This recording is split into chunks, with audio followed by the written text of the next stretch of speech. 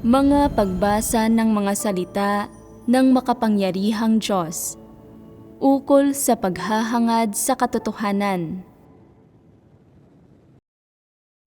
Paano hangarin ang katotohanan? 8.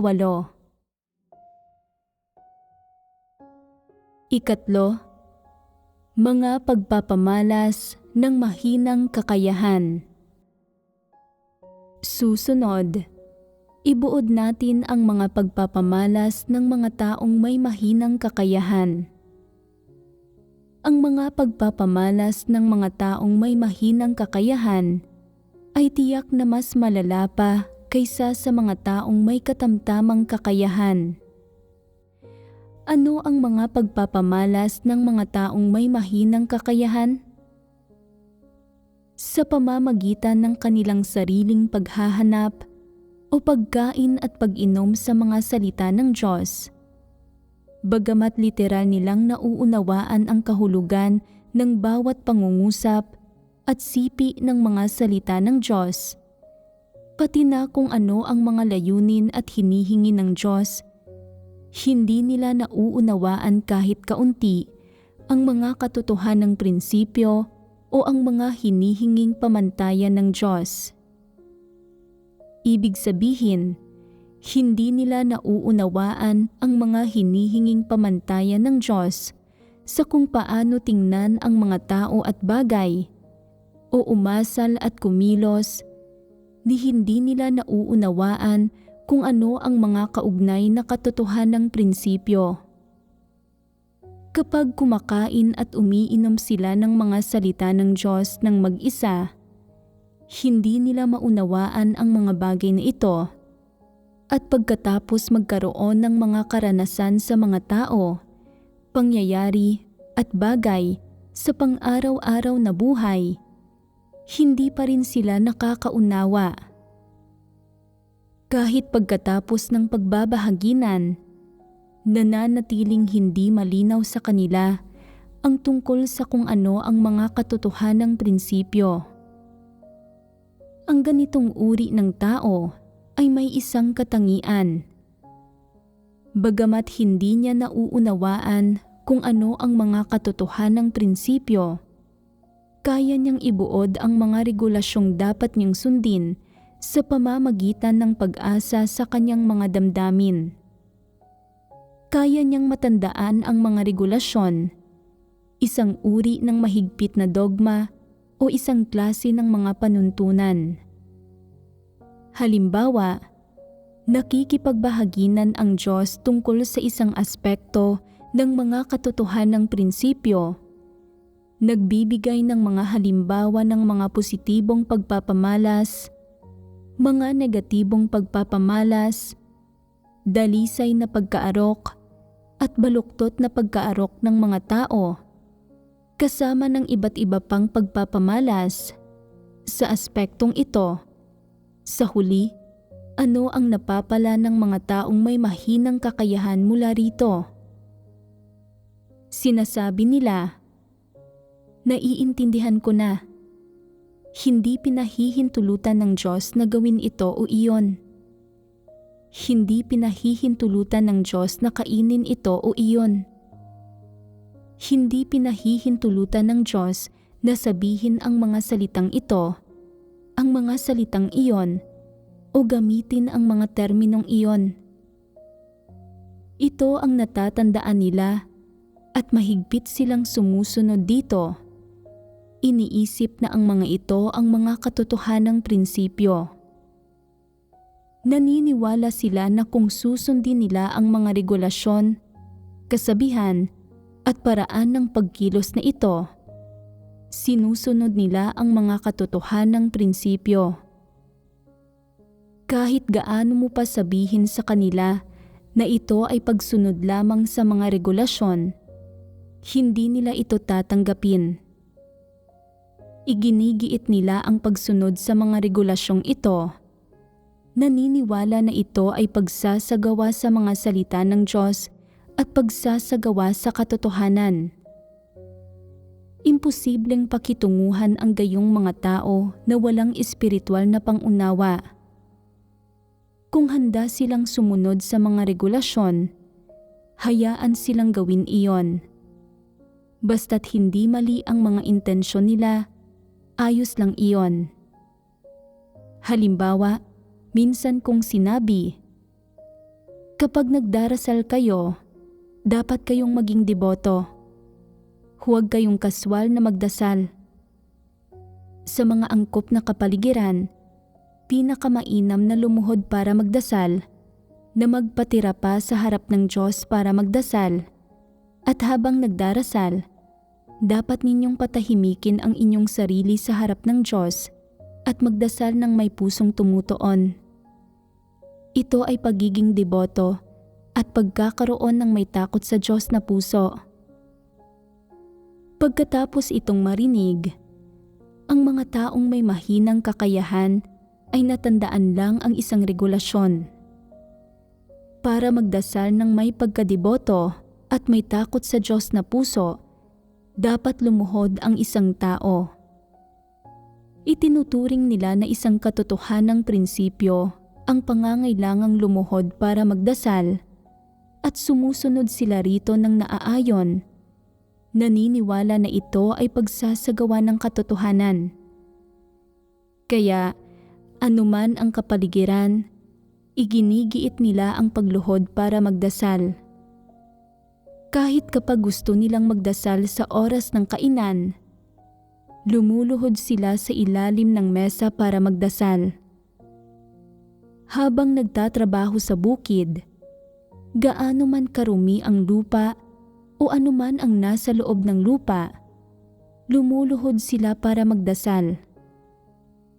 Kahit kapag nahaharap sa mga kalamidad o malalaking pangyayari, kapag kasama nila ang mga walang pananampalataya, kung gusto nilang magdasal sa Diyos, kailangan nilang humanap ng tagong lugar para lumuhod at magdasal.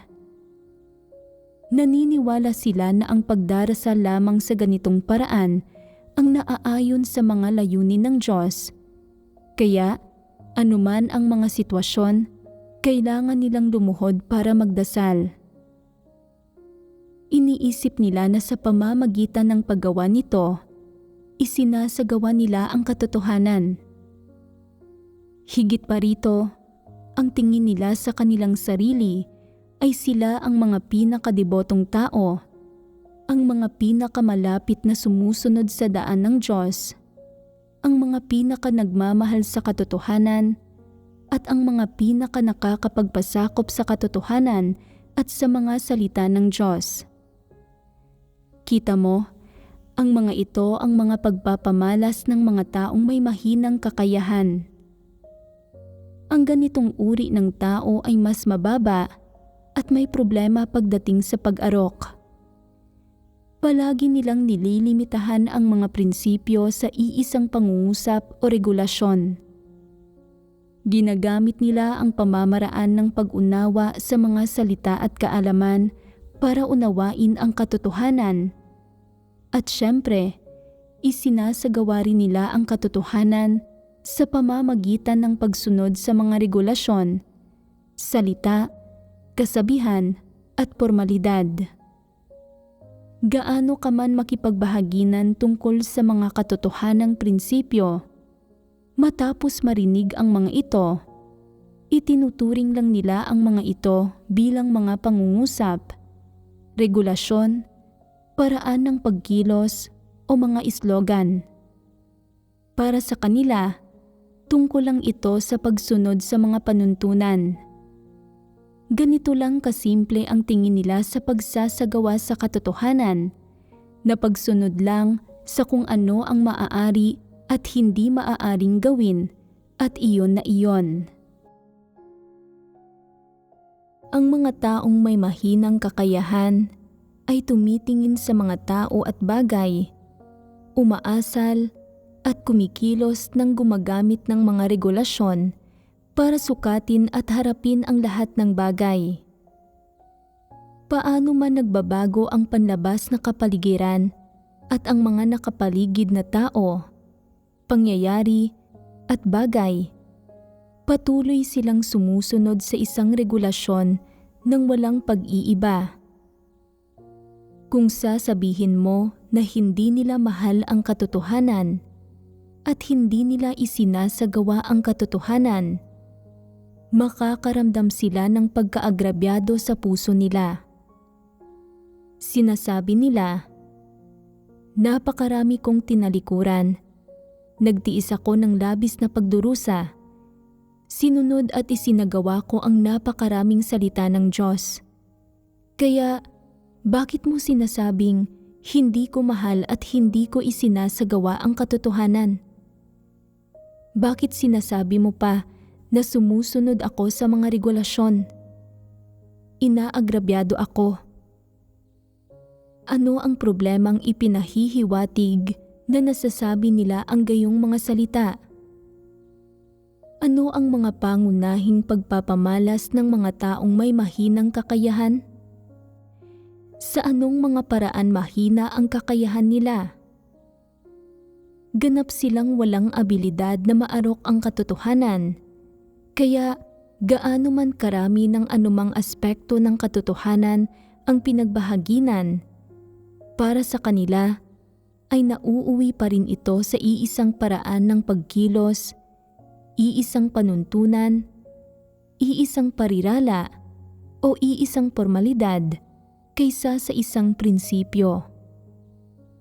Kung may isang taong nagsasabi ng isang pangungusap o gumagamit ng isang termino na lumalabag sa panuntunan nila, itinuturing nila itong paglabag sa mga katotohanang prinsipyo. Mapanggulo ito. Sa makatwid, ang mga taong may mahinang kakayahan sa isang banda ay gumagamit ng iba't ibang regulasyon, formalidad, puro salita at paraan ng pagkilos para matukoy na sila mismo ay nagtataglay ng katotohanang realidad. Dagdag pa rito, may isa pang mapanggulong usapin. Madalas nilang gamitin ang mga doktrinang malimit nilang sinasalita at ang mga regulasyon at paraan ng pagkilos na madalas nilang sinusunod para sukatin ang iba at maging ang Diyos. Dagdag pa sa pagsukat, madalas din nilang hinuhusgahan ang iba at ang Diyos at nililimitahan ang iba at ang Diyos. Halimbawa, minsan kong sinabi, "Karaniwang hindi ako nangangahas na kumain ng malalamig na bagay. Pagkatapos kainin ang mga ito, hindi ko ito masikmura, kaya halos hindi ako kumakain nitong mga hilaw at malamig na pagkain." Narinig ito ng isang taong may mahinang kakayahan at sinabi nito, "Nauunawaan na kita ngayon.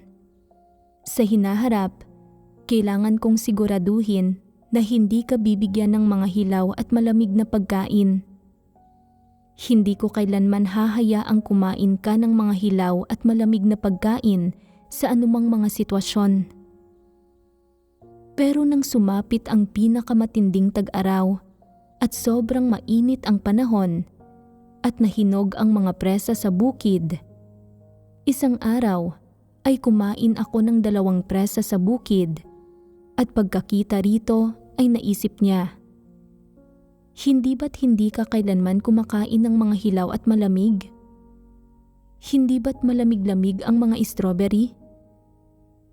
Hindi ba't sinabi mo dati na sumasama ang pakiramdam ng sikmura mo kapag kumakain ng malamig-lamig na pagkain?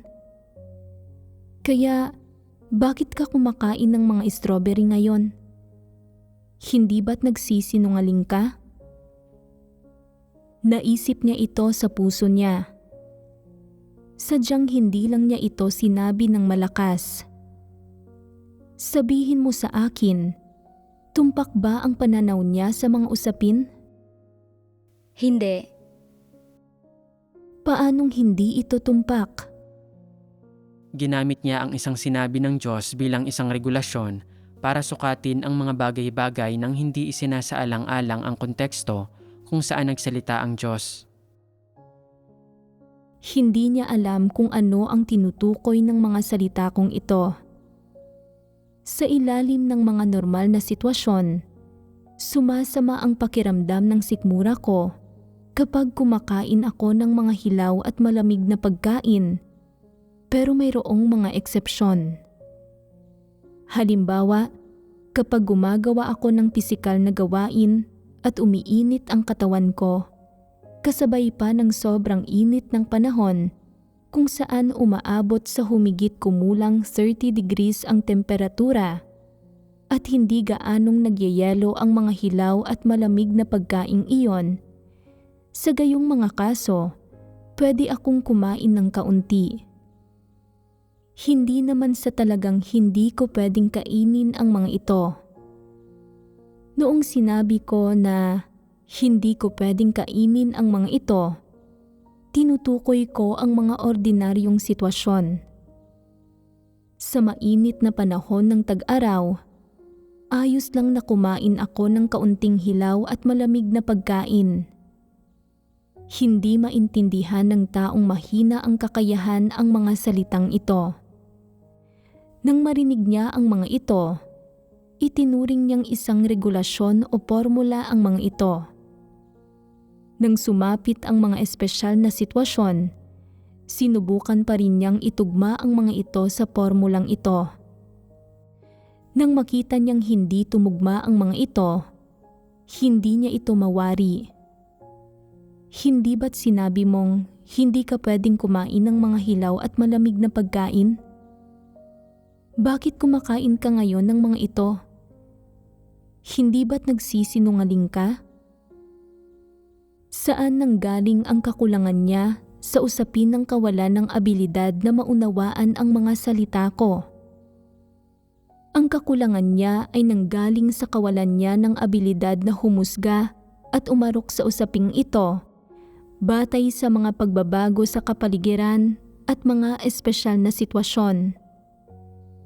Kung makikita ito ng isang taong may sapat na kakayahan, malalaman niya na pagkatapos gumawa at nag-iinit ang katawan ko, kasabay ang mainit na panahon at ang katunayang hindi naman sobrang malamig ang mga prutas na ito, hindi problema para sa akin ang kumain ng kaunti at ito ay napaka-normal.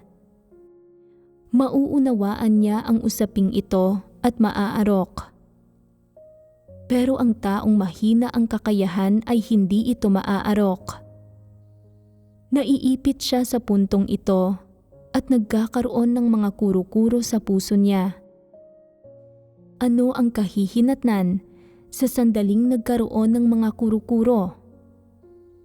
Madali itong humantong sa paghusga at pagkondena niya. Hindi ba't ganito ang kaso? Siyempre, hindi malaking issue ang maliit na usaping ito, pero hindi niya ito kayang bitiwan sa kanyang puso. Hindi ba't pagsisinungaling ito? Kaya nagsisinungaling ka rin. Kita mo, mabilis siyang maglimita at humusga kahit nasa napakaliit na usaping ito. At ito ay bago pa man pag-usapan ang malalaking issue, nagkaroon na siya ng mga kuro-kuro. Hindi makilatis ng mga taong mahina ang kakayahan kahit ang mga gayong maliit na usapin at wala silang anumang pagkilatis. Anuman ang isyong tinitingnan nila, mahigpit nilang inilalapat ang mga regulasyon. Naniniwala sila na tanging ang mga kayang sumunod sa mga regulasyon ang mayroong katotohanan. Gaano man umaayon sa mga katotohanang prinsipyo ang iyong mga salita at kilos, hanggat sumasalungat ang mga ito sa mga kuro-kuro at imahinasyon ng gayong mga tao at bumabangga sa mga regulasyong nakikilala nila, huhusgahan at kokondinahin ka nila sa puso nila. Kahit hindi nila ito sabihin ng malakas, magkakaroon sila ng mga kuro-kuro o mga pagkiling laban sa iyo. Gaano man karaming sermon ang naririnig nila o alinmang mga aspekto ng katotohanan ang napagbabahaginan, Palaging pinapaikli ng mga taong ito na mahina ang kakayahan ang lahat ng bagay sa iisang pahayag, paraan ng pagkilos o regulasyon, at labis na masigasig nilang sinusunod ang mga pahayag na ito, mga paraan ng pagkilos at mga regulasyon. Naniniwala pa nga sila na sila ay mga taong nagsasagawa ng katotohanan at na talagang nagpapasakop sila sa katotohanan at talagang natatakot sa Diyos. Minsan pa nga ay naaantig sila at napapaluha. Iniisip nila na talagang mahal nila ang Diyos at na walang sino man sa buong mundo ang nagmamahal sa Diyos ng higit sa kanila. Sa aktwal, ang sinusunod nila ay iisang regulasyon lang o iisang paraan ng pagkilos. Isinasakatuparan nila ang kanilang pagsasagawa sa ganitong paraan at kaya nilang magpatuloy rito ng walang pagbabago. Naniniwala na nakamit nila ang katotohanan at ginawa silang perpekto ng Diyos. Sabihin mo sa akin, hindi ba't mapanggulo ito? Madalas ba kayong nakakakita ng mga pagkakataon kung saan sumusunod ang mga tao sa mga regulasyon? Halimbawa, sinasabi mo sa taong nagluluto na nagiging mas mainit ang panahon, kaya dapat siyang maghanda ng pampalamig na herbal tea o ilang malamig na inumin bawat araw at maghain ng malalamig na pagkain kapag naghahanda ng makakain, ang tinatawag ng mga taga-kanluran na ensalada, para magkaroon ng ganang kumain ang mga tao. Tinatandaan ito ng isang taong mahina ang kakayahan. Kapag sobrang init ng panahon, dapat kumain ng malalamig na pagkain at uminom ng malalamig na inumin ang mga tao. Natatandaan niya ito ng mabuti at masigasig niya itong sinusunod.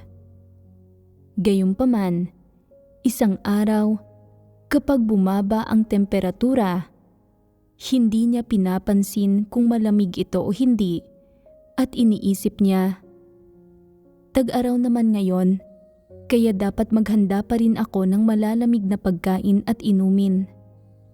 Araw-araw kong gagawin ang mga ito para lubusan mong matamasa, para ganap kang makapagpalamig. Wala akong pakialam kung bumaba man o hindi ang temperatura. Hindi lang siya naghahanda ng malalamig na pagkain, kundi pati sa mga pansit. Binubuhusan niya ang mga ito ng malamig na tubig at pagkatapos ay sinusundan ng malamig na inumin ang pagkain. Nagdadagdag pa nga ng kaunting yelo. Nang makita ito ng ilang tao, sinasabi nila, "Ang lamig ngayon, paanong naghahanda ka pa rin ng malalamig na pagkain? At nilalagyan mo pa ng yelo ang malalamig na inumin. Gusto mo bang manigas kami sa lamig?" Nasasaktan ang taong nagluluto at sinasabi niya, "Ganoon ba talaga ako kamapaminsala? Napakainit ng tag-araw. Hindi ba't ginagawa ko lang ito para makapagpalamig ang lahat at mas makakain pa ng kaunti? Hindi ba't pagsunod ito sa mga prinsipyo at pagsasaalang-alang sa lahat? Paanong mali ako? At ngayon, sinasabi ninyo na gusto kong manigas kayo sa lamig. Ganoon na ba talaga ako kawalang moralidad? Ganoon ba talaga kasama ang pagkatao ko? Sadyang sobra kayong walang pagsasaalang-alang sa akin." Sa paghahanda ng pagkain sa ganoong paraan, sumusunod ba siya sa mga prinsipyo? Ano ang prinsipyo rito? Ito ay ang iangkop ang pagkain at inumin ayon sa lagay ng panahon at temperatura. Sa tag-araw, kapag mainit ang panahon, ang pagkonsumo ng medyo malalamig na pagkain o inumin na nakakapukaw sa gana ng mga tao. Isa itong prinsipyo, hindi ba? Isa itong prinsipyo. Pero ngayon, sa biglaang pagbaba ng temperatura, paano dapat ilapat ang prinsipyong ito? Kapag biglaang bumaba ang temperatura, hindi na pwedeng manatili sa paghahanda ng malalamig na pagkain o ensalada ang taong nagluluto, gaya ng ipinayo sa kanya noon, kundi dapat siyang umangkop batay sa lagay ng panahon, at sa halip ay dapat siyang maghanda ng maiinit na pagkain. Hindi siya pwedeng sumunod sa mga regulasyon. Tama iyan. Kapag lumalamig ang lagay ng panahon paminsan-minsan sa tag-araw, hindi ka pwedeng manatili sa paghahanda ng malalamig na pagkain at inumin sa tag-init. Hindi mo pwedeng sundin ang regulasyong ito. Kapag biglang bumaba ang temperatura, dapat ding magbago agad ang kinakain at iniinom ng mga tao. Hindi na dapat maghanda ng malalamig na pagkain at inumin, at talagang hindi dapat magdagdag ng yelo. Sa halip, dapat kang magluto ng maiinit na pagkain, maghanda ng mainit na pansit, at dapat mong iangkop ang pagkain at inumin ayon sa temperatura at lagay ng panahon. Ito ang prinsipyo.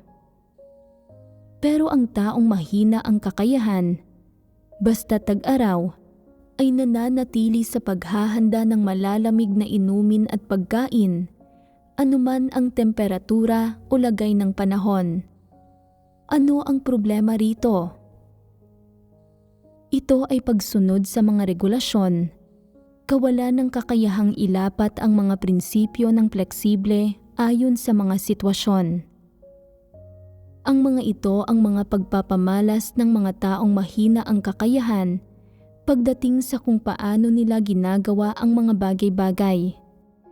Naaalala nila ang isang pahayag at itinuturing itong isang regulasyon na susundin, at paano man magbago ang kapaligiran, mga tao, pangyayari at bagay, hindi nila kayang ilapat ang mga prinsipyo ng fleksible para pangasiwaan ang mga usapin. Sa katunayan, ang resultang dapat matamo sa pamamagitan ng pagtatatag ng mga prinsipyo tungkol sa pagkain at inumin ay ang matiyak na nakakakain ang mga tao sa paraang komportable ang katawan nila. Ang gayong mga prinsipyo ay hindi talaga mga regulasyon. Gayunpaman, ang mga sumusunod sa regulasyon nang hindi isinasaalang-alang ang temperatura o lagay ng panahon at walang pakialam kung komportable kang kumakain, ay nananatili sa paghahanda ng malalamig na pagkain at inumin basta tag-araw pa. Ito ay tinatawag na pagsunod sa mga regulasyon. Ang pagsasagawa ayon sa mga prinsipyo ay nangangahulugan na umiikot sa pagkakamit ng magandang resultang iyon sa huli ang lahat ng ginawa. Gayunpaman, ang pagsunod sa mga regulasyon ay nagbabaliwala sa resulta at tumutuon lamang sa mga formalidad at paraan ng pagkilos.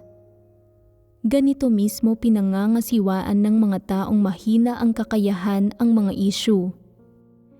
Anuman ang mga bagay na lumitaw, ginagamit nila ang parehong pamamaraang ito para pangasiwaan ang mga ito. Hindi makilatis ng mga taong mahina ang kakayahan ang anumang bagay na dumarating sa kanila. Kahit kapag nagbabasa ng mga salita ng Diyos o nakikinig sa mga sermon, may kaunting pagkabaluktot sa pagkaarok nila at hindi maiiwasang may kasaling mga paglihis.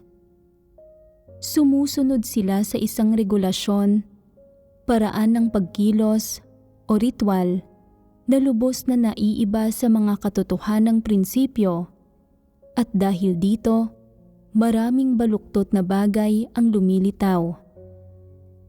Masasabi na ang pagkaarok ng mga taong mahina ang kakayahan sa anumang usapin ay palaging medyo may baluktot na kalikasan. Bagamat sa mga bagay na simple at madaling pamahalaan, ay maaari silang magkaroon ng pagsunod at pagpapasakop nang hindi nagpapakita ng pagkabaluktot. Pagdating sa mga usaping nakabatay sa prinsipyo o sa mga medyo masalimuot na issue, hindi nila maarok ang mga katotohanang prinsipyo at alam lang nila kung paano sumunod sa mga regulasyon. Nauunawaan mo ba? Ang mga taong mahina ang kakayahan ay ganap na walang abilidad na arukin ang katotohanan at alam lang nilang sumunod sa mga regulasyon. Labis din na mapanggulo ang gayong mga tao. Sila ay sobrang masigasig at determinado sa pagsunod sa mga regulasyon. Kung makikipagbahaginan ka sa kanila at sasabihin mo, ang ginagawa mo ay pagsunod sa mga regulasyon, hindi pagsunod sa mga katotohanang prinsipyo. Hindi nila ito matatanggap. Pakiramdam nila, matatag akong sumusunod sa mga prinsipyo at hindi ako pwedeng makipagkompromiso sa iba. Ang iba ay hindi sumusunod sa mga prinsipyo at kinokondena sila dahil dito. Pero kapag sumusunod ako sa mga ito, kinokondena rin ako. Hindi ito patas. Kita mo kung gaano katigas ang ulo nila, talagang hindi mo sila makukumbinsi. Nakatagpo na ba kayo ng gayong mga tao? Halimbawa, sinasabi ko sa ilang tao, kung gusto mong matutong sumayaw, pwede kang maglaan ng 2 oras kada araw para mag-ensayo kapag hindi abala ang gawain.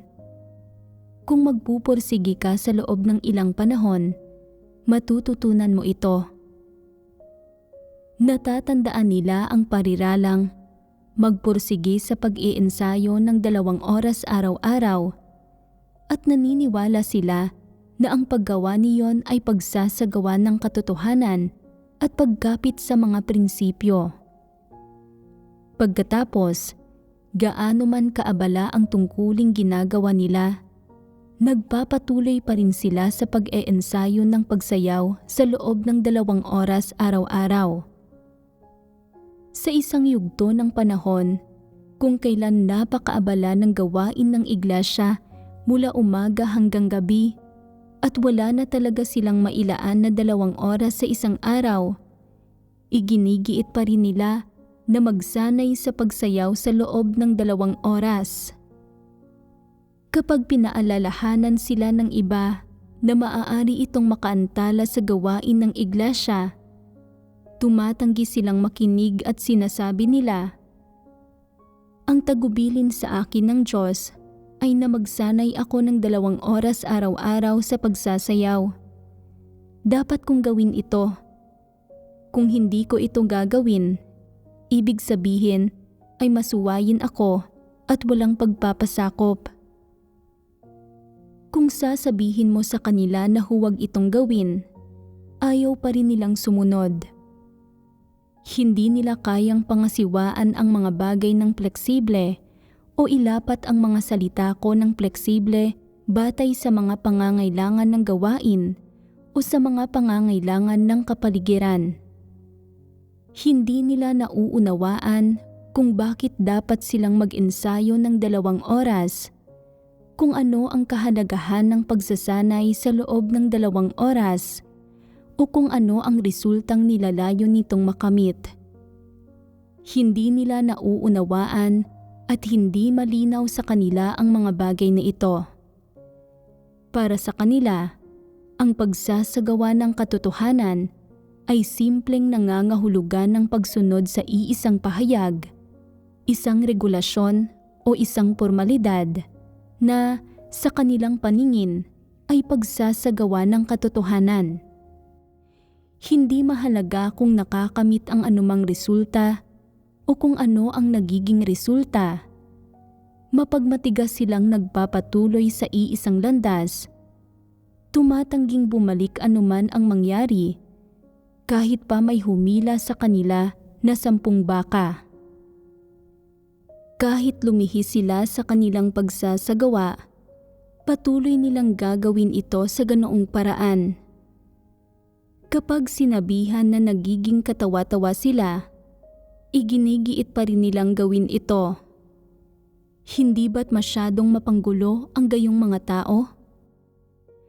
Kahit sino pa ang makipagbahaginan sa kanila, hindi ito umuubra. Matapos mong masidhing ipaliwanag ng malinaw ang mga bagay-bagay, maaari nilang maunawaan ang usaping ito ngayong araw, pero bukas, susunod sila sa mga regulasyon sa isa pang usapin. Walang katapusang sumusunod sa mga regulasyon at palagi mong kailangang ituwid sila. Pumapaling sila sa kaliwa o sa kanan at lumilihis sa ganitong uri ng usapin o sa ganoong uri ng usapin. Patuloy silang lumilihis ng walang katapusan. Nababalisa ka sa panonood sa kanila, pero hindi mo naman sila maituwid kahit paano mo subukan. Bakit? Dahil masyadong mahina ang kakayahan nila. Hindi nila kailanman matukoy ang kaibahan sa pagitan ng mga positibo at negatibong bagay, tama at mali, wasto at hindi wasto, ang katotohanan at mga regulasyon. Wala silang pamantayan para sa pagbukod-bukod sa mga usaping ito. Walang abilidad na pagbukod-bukurin ang mga ito at sadyang walang kakayahan na pagbukod-bukurin ang mga ito. Sa makatuwid, ang mga taong mahina ang kakayahan ay kaya lang gumawa ng gawain at gampaning nakabatay sa regulasyon o gawaing may isang aspekto na walang kaugnay na mga katotohanang prinsipyo, gaya ng pagsunod sa isang nakagawiang schedule araw-araw, paggawa ng isang gawain sa isang partikular na oras at ng isa pang gawain sa ibang takdang oras. Ibig sabihin, kaya lang nilang pangasiwaan ang mga simpleng gampanin kung saan ang pagsunod sa schedule, sa mga formalidad at sa paraan ng paggawa ng mga bagay ay sapat na para magampanan ng maayos ang gawain. Pero hindi nila kayang mangasiwa ng gawain na medyo mas masalimuot. Sa sandaling kailangan nilang kumilos ayon sa mga katotohanang prinsipyo at magkamit ng mga partikular na resulta, hindi nila matupad ito. Kung magtatalaga ka sa kanila ng isang item ng gawain na kung saan hinihingi sa kanila na fleksibleng ilapat ang mga katotohanang prinsipyo, pangasiwaan ang iba't ibang isyu ng naaayon, at umangkop ayon sa kapaligiran, nalilito sila at hindi nila matupad ito. Kailangan nila ng isang taong tutulong at magbibigay tagubilin sa kanila. Hindi mo sila maaasahan na magawa ng maayos ang gawain ng nakapagsasarili. Paano dapat tratuhin ang gayong mga tao? Bagamat kaya nilang magpatuloy sa paggawa ng kanilang tungkulin ng nakagawian araw-araw, kapag naharap sa mga di inaasahang sitwasyon, hindi nila alam kung paano tumugon at baka tumigil pa nga sila sa paggawa ng kanilang tungkulin. Para sa gayong mga tao, kinakailangan na madalas mag-usisa at mag-inspeksyon sa gawain nila. Tinatanong na, sa panahong ito, nagkaroon ba ng anumang mga paggagambala o kaguluhan sa gawain ng iglesia? Nagkaroon ba ng anumang masalimuot na problema na hindi mo alam kung paano pangasiwaan? Pagkatapos itong pag-isipan, sasabihin nila, naging maayos naman ang lahat sa panahong ito. Ginagawa ng bawat isa ang tungkulin nila at normal silang nakakapagtipon at nakakakain at nakakainom ng mga salita ng Diyos. Walang sino man ang nanggambala o nanggulo at wala akong nabalita ang sinuman na nagpapakalat ng mga maling kaisipan para ilihis ang iba.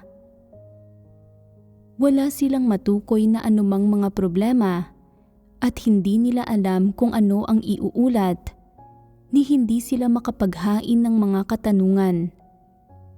Kaya naman, hindi mo sila maaasahan na mag-isang mga siwa o lumutas sa mga isyu na lumilitaw sa totoong buhay o sa paggawa ng kanilang tungkulin. Hindi ka rin makakaasa sa kanila na humanap sa mga nakatataas sa kanila o magtanong sa mga ito kapag hindi nila alam kung paano pangasiwaan ang isang bagay. Hindi nila kayang makamit ang alinman sa mga ito dahil kulang ang kakayahan nila. Kung hindi nag-uulat ng mga problema ang gayong mga tao sa mga nakatataas sa kanila, maaaring isipin ng iba na wala silang mga problema. Gayunpaman, hindi ito ang kaso. Hindi nila matukoy kahit ang mga ordinaryong problema. Kahit pa matambak sa harap nila ang mga problema, hindi nila nakikita ang mga ito bilang mga problema. At kaya, hindi rin sila lumulutas ng mga problema. May ulo sila na may 2 mata at 2 tainga, nakakakita, nakakarinig, at nakakapagsalita sila, pero hindi sila makatukoy o makalutas ng mga problema. Dahil lubos silang walang kakayahan at abilidad na tumukoy at mga siwa ng mga problema, kahit gaano pa sila katalino tingnan batay sa kanilang hitsura, wala itong silbi. Hindi nila kayang kunin at iproseso sa isipan nila ang kanilang nakikita o naririnig para mapag-isipan at makilatis kung ang mga ito ba ay mga problema o kung paano dapat pangasiwaan ang mga ito. Kung hindi nila kayang pangasiwaan ang mga problemang may kinalaman sa mga katotohanang prinsipyo, hindi rin nila iuulat ang mga ito sa mga nakatataas sa kanila. Ganap silang walang kakayahan na gawin ang alinman sa mga ito. Hindi ba't ipinapakita nito na mahina ang kakayahan nila? Hindi ba't ang mga ito ang mga pagpapamalas ng mga taong may mahinang kakayahan?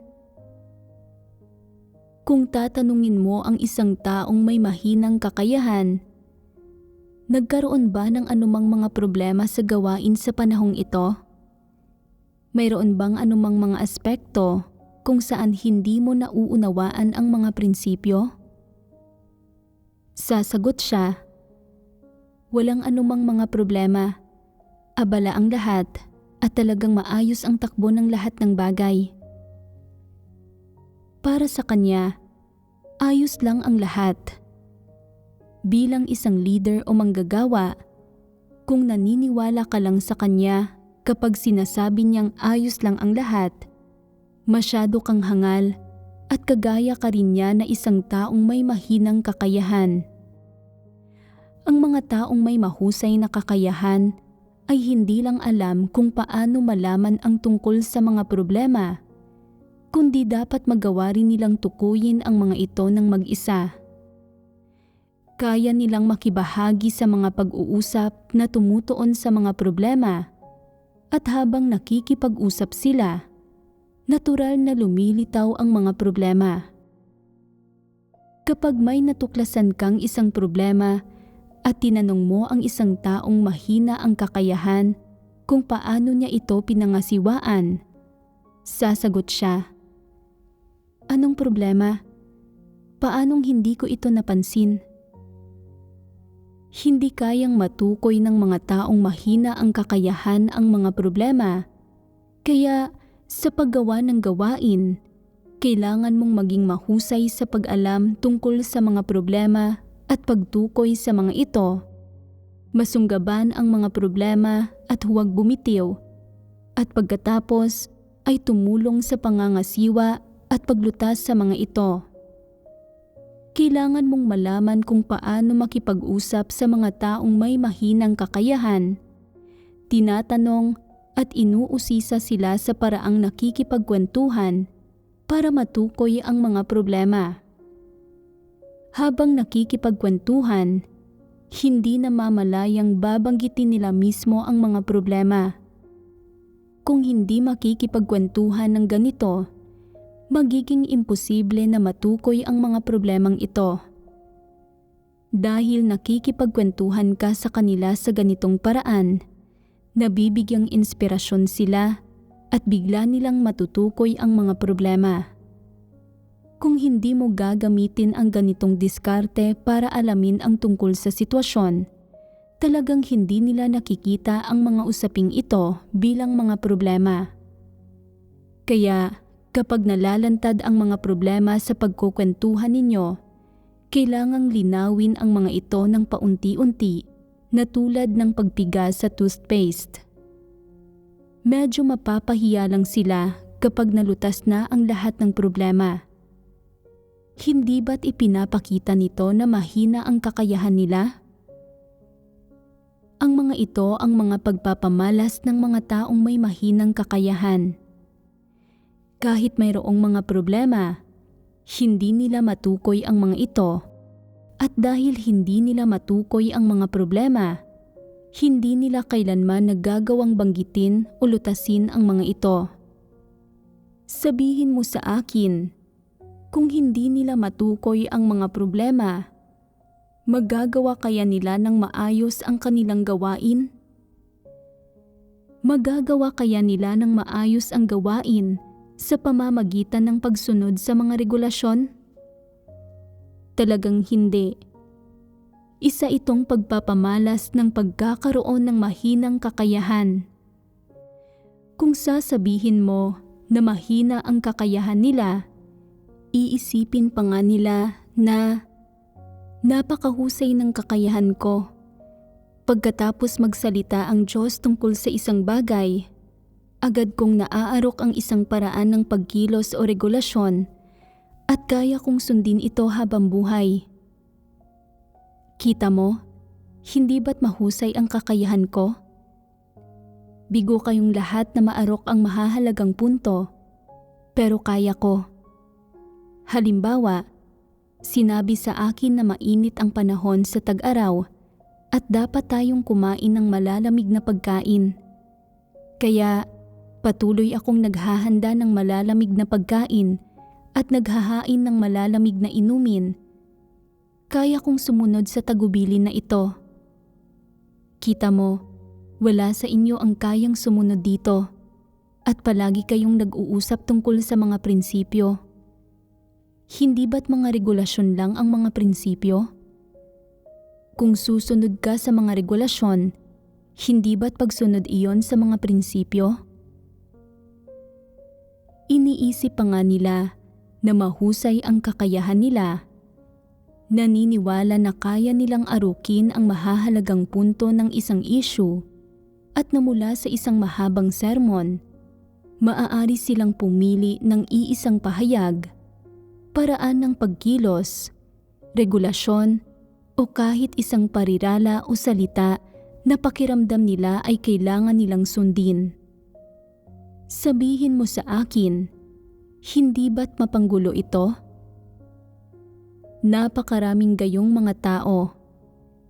Kapag nakikipagbahaginan ka tungkol sa iba't ibang detalye ng katotohanan, hindi sila makaunawa at sinasabi pa nga nila na nakakaabala naman. Sadyang ayaw mong tumigil sa pagsasalita.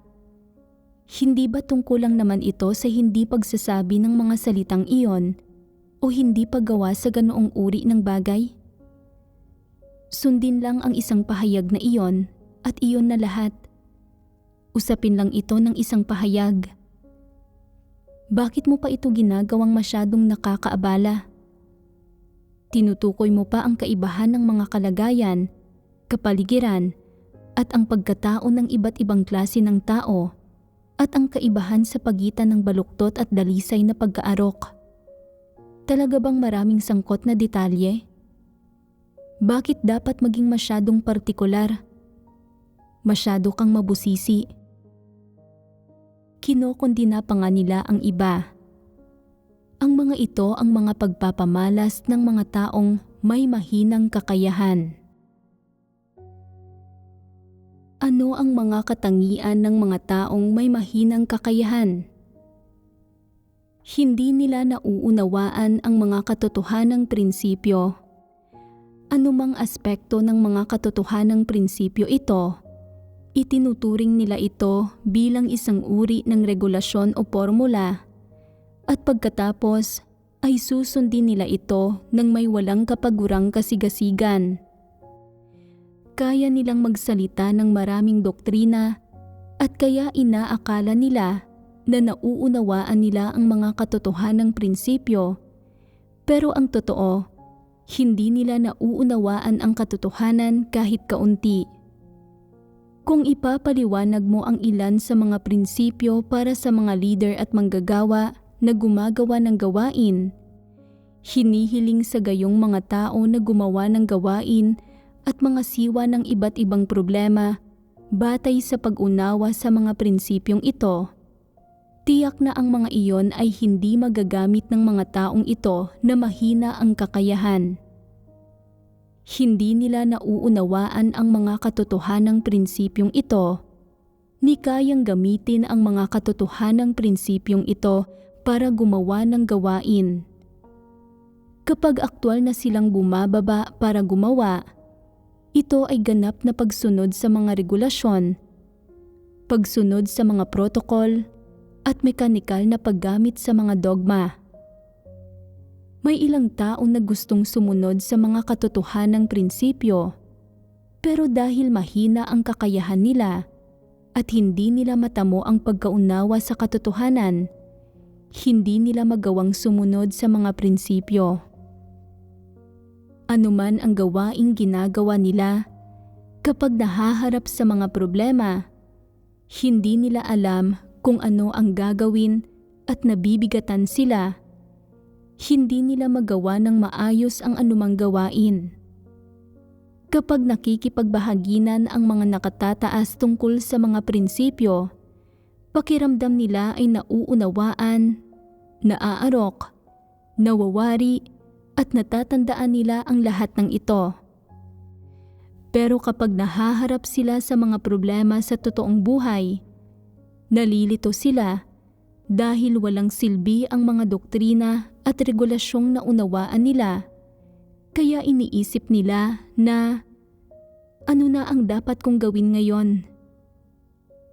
Hindi nila alam kung saan sisimulan ang gawain, hindi nila alam kung anong mga pamamaraan ang gagamitin para gawin ang gawain, hindi nila alam kung paano ipapatupad ang mga pagsasaayos ng gawain at lalong hindi nila alam kung aling mga problema ang dapat malutas ngayon din para magarantiya ang normal na pag-usad ng gawain ng iglesia.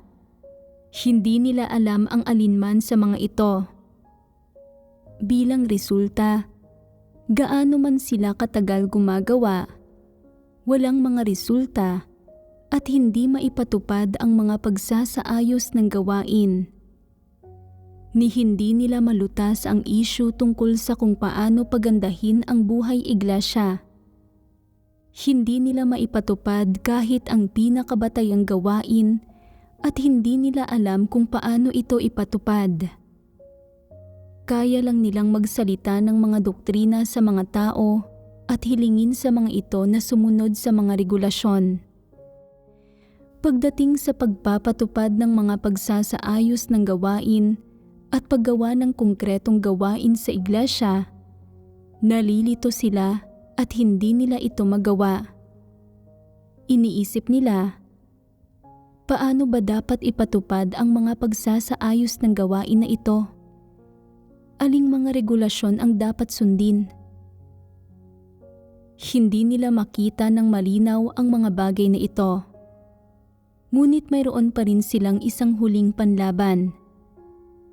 Naniniwala sila na hanggat nagdaraos sila ng mas maraming pagtitipon, malulutas ang mga problema. Kaya ang paraan nila ng paggawa ng gawain ay ang walang humpay na magdaos ng mga pagtitipon at magbigay ng mga sermon. Kapag napupukaw at napapasabik ang lahat sa sermon nila, iniisip nila na nalutas na ang lahat ng problema at nawala ng mga problema, at na hanggat masigasig ang lahat, nagagawa ng maayos ang lahat ng gawain. Pero pagkatapos ng ilang araw ng mga pagtitipon, lumalabas na bukod sa hindi pa rin nalulutas ang mga tunay na problema at wala pa ring ibinubungang mga resulta sa mga tungkuling ginagampanan ng mga tao, wala ring anumang pag-usad sa gawain ng iglesia. Pero may gana pa rin silang magbigay ng mga sermon. Ang mga taong mahina ang kakayahan ay walang natatamong mga resulta kahit gaano pa sila katagal gumagawa ng gawain, at hindi nila maipatupad ang mga pagsasaayos ng gawain kahit gaano karaming oras ang ibinibigay sa kanila. Wala silang kahusayan o pagiging epektibo. Ang mga ito ang mga pagpapamalas ng mga taong mahina ang kakayahan. Ang mga pagpapamalas ng mga taong mahina ang kakayahan ay katulad mismo ng paglalarawan ko, ni hindi pa kasali riyan ang tungkol sa mga taong walang kakayahan. Gaano man karaming sermon ang naririnig nila o gaano man karaming katotohanan ang ibinabahagi ng iba sa kanila, hindi nila maarok ang mga katotohanang prinsipyo at ni hindi maarok ang mga pinakabatayang regulasyon na dapat sundin. Kapag ganito kahina ang kakayahan ng isang tao, hindi niya maabot ang mga katotohanang prinsipyo. Kahit makipagbahaginan sa kanya ang iba tungkol sa katotohanan, hindi siya makahanap ng isang landas ng pagsasagawa at kailangan nila ng isang tao na magbibigay sa kanila ng mga espesipikong tagubilin bago pa nila malaman kung paano magsagawa. Ang gayong mga tao ay parang mga reinkarnasyon na mula sa mga hayop. Palaging malabo at hindi malinaw ang isip nila at hindi nila kailanman matukoy kung ano ang mga prinsipyo at kung ano ang mga regulasyon. Sa puso nila, sinasabi nila, "Bakit ba palaging sumasakit ang ulo ko at inaantok ako kapag naririnig ko ang mga bagay na ito?" Sa huli, nakakabuo sila ng konklusyon. Bukod sa hindi ko maaabot ang mga katotohanang prinsipyo, ni hindi ko rin masunod ang mga regulasyon, kaya sa hinaharap, magniningning ako sa abot ng aking makakaya, gaano man kalakas ang liwanag na natitira sa akin. Gugugol ng labis na pagsisikap sa abot ng aking abilidad at gagawin lang ang anumang kaya kong gawin at sapat na iyon. Inaalo pa nga ng ilan sa mga taong ito ang kanilang sarili. Sinasabing, "Hindi ko man alam kung paano sumunod sa mga regulasyon, ni hindi ko nauunawaan ang mga katotohanang prinsipyo, pero mayroon akong mapagmahal sa Diyos na puso." Kung tunay na kaya nilang mahalin ang Diyos, hindi iyon masama, pero sa ganoon kahinang kakayahan, hindi man lang nila nauunawaan ang katotohanan, maaari kayang maging tunay ang pagmamahal nila sa Diyos? Ang mga taong walang kakayahan ay walang abilidad na umarok sa lahat ng aspekto at ni hindi sila nagtataglay ng abilidad na sumunod sa mga regulasyon. Ang ilang taong mahina ang kakayahan, kapag nagsasagawa ng katotohanan, ay nakakakapit kahit papaano sa isang medyo nauunawa ang prinsipyo, regulasyon o formula, at sa gayon ay naisasagawa nila ng kaunti ang katotohanan. Gayunpaman, ang mga taong walang kakayahan ay hindi man lang kayang umarok o sumunod sa mga bagay na nakabatay sa regulasyon. Mas lalong kahabag-habag ang ganitong klase ng tao